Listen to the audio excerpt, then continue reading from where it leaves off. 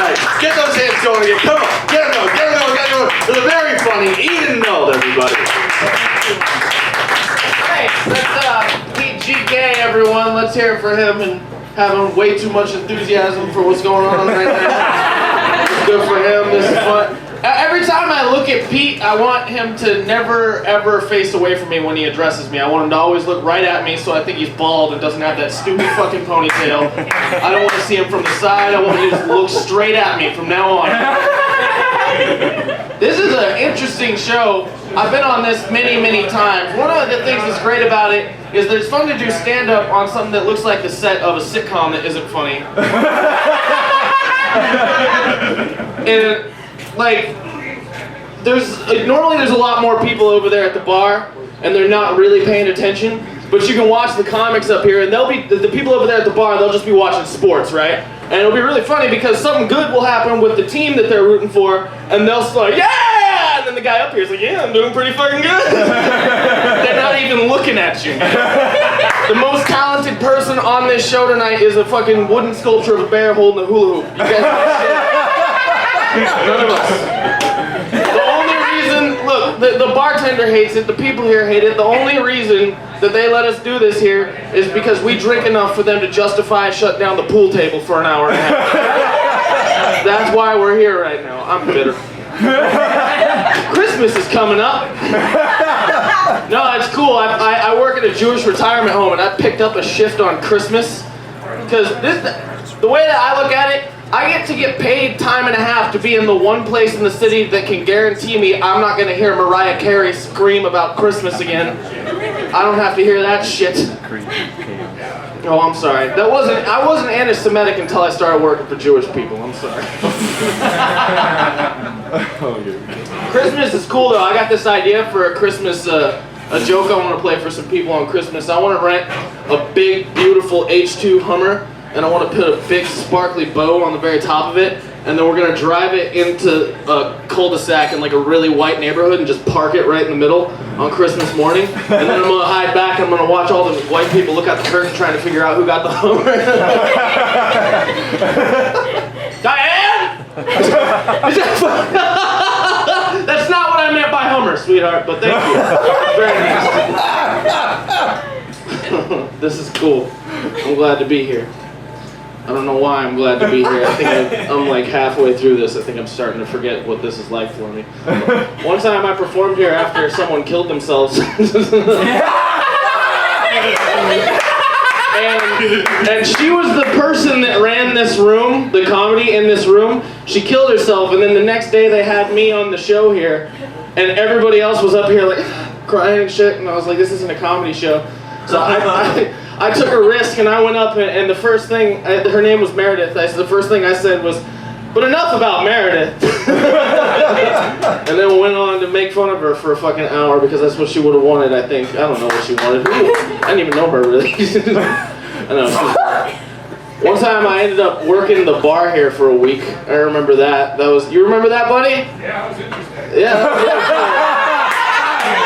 I'm going to tell you, because I'm the bar manager and you're working here. You didn't even know I was coming, that's right. Because the daughter of the owner of this place, we were hanging out here, and this is actually how I ended up working the bar. I don't think he even knows this yet, but I'm sure knowing her, he's going to think this is typical. I was already trashed one night. I went out front to smoke, but I was still holding my beer, which you're not supposed to do. And there's a man outside that kind of looks like the Hammer Man out in front of the museum, only he's holding like a cup, and he like goes back and forth like that with his cup. And so I put my open beer in his hand, and then it started pouring it all over his fucking face. And I just like lost my shit laughing out front. There was cars lined up laughing at me and shit. And she came out and she's like, you want a job? I guess I smelled bad enough and cared so little for this place that they thought that I should be on the payroll. That was when I was sitting in here that day while I was on the clock, and the two of us, we were calling up sex toy hotlines. and asking them for shit that didn't exist. Like I remember I asked them if they had butt plugs, but in different shapes. Like if they had like octahedron butt plugs and like, cones. And I was like, do you guys have like a sex doll, but it looks like she doesn't want it? Like, like the wall-eyed, empty expression is hot, but can she like resist? Is there something like that? Can I get one with teeth inside her? Sex stuff is fun. I got all kinds of sexy ideas for shit I want to try. Like once this beard gets long enough, I'm gonna braid some anal beads into it right here. So while I'm eating the pussy, I could pop them in. And then when I back out, it's like, ow, ow, ow, ow, ow. I call that one the reverse Pac-Man. That's one. And then I got another one. This one's really sexy. I'm gonna get a strap on and I'm gonna put it on my backside facing out. And then I'm gonna fuck someone right here. I'm gonna fuck someone right here. I'm gonna call that one the desk toy. You know what I mean? This is what's important for that. All things considered, this is a decent Blue Moon set. I've disgusted and made people laugh. No one's come up here to attack me yet. That's nice. One time I came here during the open mic. That's like they have a thing on Wednesdays that's not just comedy. So if you like to be happy, you can come to that instead of this. And some guy's on stage and he's playing his guitar and I'm coming up after him, right? And as he's getting off, he looks at me and he says, I'm gonna grab your dick whether you want me to or not. He said that to me as he was leaving. So I take the mic and I start like talking shit about him doing that. And then his sister or something, I don't know who it was, somebody came up and took the mic out of my hand and told me that if I kept saying that he said that she was gonna stab me. And this is a gift for me because once you've been threatened with rape and murder, you can say whatever you want and you're not the fucking villain. They started that shit. It's rape jokes all the way down. Thank you very much for the threat of death, young lady. I'll take that any night. I don't mean to. Rape's not funny, but rape jokes are funny. A joke is an acknowledgement that something is terrible. Do you realize that? Like, if you're making a joke about something, it's because it bothers you and you're trying to cope with it. Like, I make fun of all the people who've done fucked up shit all the time. Like, fucking Bill Cosby and his shit, I make fun of his shit. They still run the fucking Cosby Show regardless of the horrible fucking things that he did. And you can let that bother you, you can find things that are ridiculous about it. Like, can you imagine what it would be like if everybody had a wacky impression of the guy that raped you? You're just like at the party and someone's like, ah, children! You gotta never do that, man. They shouldn't even sell fudgesicles anymore. Everyone needs to retire their fucking Cosby impressions. We never need to hear that shit again. Anyways, what else was I gonna talk about? That's my girlfriend over there hiding her face from you. Yeah.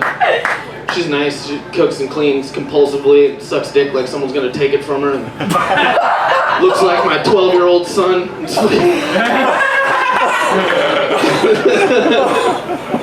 We hold hands in public and they're like, I think he stole that person. That person's not supposed to be with her.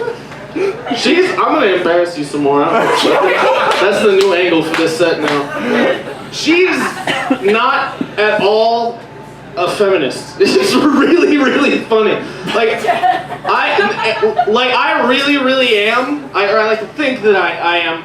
And whenever I start to talk about that, yeah, well, you don't really know because she's been oppressed, so she kind of has a little bit more of a right to say and do that. And shut the fuck up. She's like, give me that shit.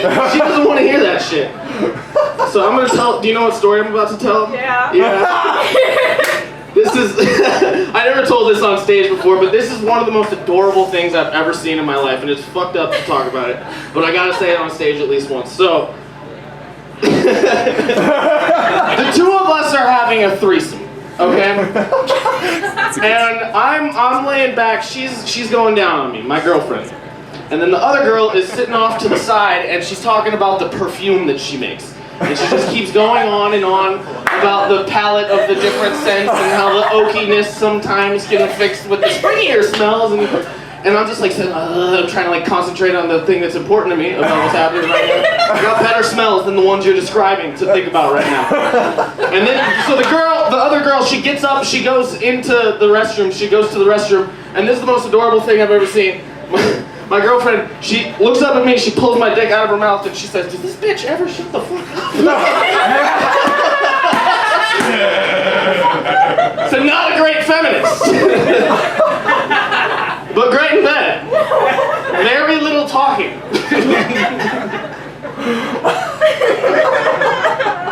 She's bright red right now. That's great. I can say whatever I want. Her dad tried to have me killed. I don't give a fuck. I'm not even making that up. Her dad had us followed around for like 2 weeks, just like had documentation of all the different places that we had been hanging out and what we'd been doing, and so that he could have me killed. I'm not making this up. It sounds like it's fake. I don't know what this says about me, but I've never been more flattered before. I felt really, really good. And I had like people coming after me. Jesus. Nobody pisses people off like that just by being around, except for me. I get fucked with without even saying anything half the time. I got a face like that where it's like, I'm gonna fuck. Some people have like resting bitch face. You hear about that? I got resting, let's bring this bastard down a peg face. I look cocky. Yeah. Who's this? Who are you? You hanging out with Hans? Why are you doing that for?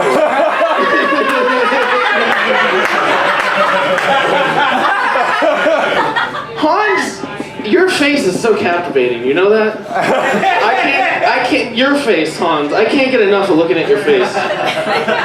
It's fascinating, isn't it? I'm not saying that it's an unattractive face. He gets girls all the time, and he's fit, he's well built. I just don't know how someone can have a face where both eyes are squintier than the other one. That's some weird.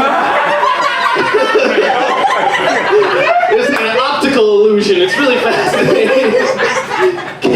Can you make your cheeks bump like you do with your pecs there, buddy? That joke was not as good as the eyes one. That's okay. They got like powder soap in here. Am I the only man who washes their hands? They got powder soap in the restroom. Detergent. Is it detergent? I want to freebase that shit. Alright. Public restrooms like that, like the ladies, I don't know what it's like in the ladies' room here, but in the men's room, it's perfect. It's exactly wrong. It's exactly the way that it shouldn't be. So there's one stall to take a shit, and when you sit down, the door is this high. So when you walk in, you look over, and the first thing you see is just cock and balls and fucking squirts coming out. And you don't know if the smell is them or if it's just the way the place smells. When I'm in restrooms like that, I like to, when people, like if I'm taking a leak and then somebody goes to wash their hands, I like to say, hey buddy, you don't have to do that just because I'm in here. I'm on the level, you're alright. Go. See if they do it. I never fucking wash my hands in the restroom. My dick is cleaner than the fucking sink, I know that. My dick is very, very clean.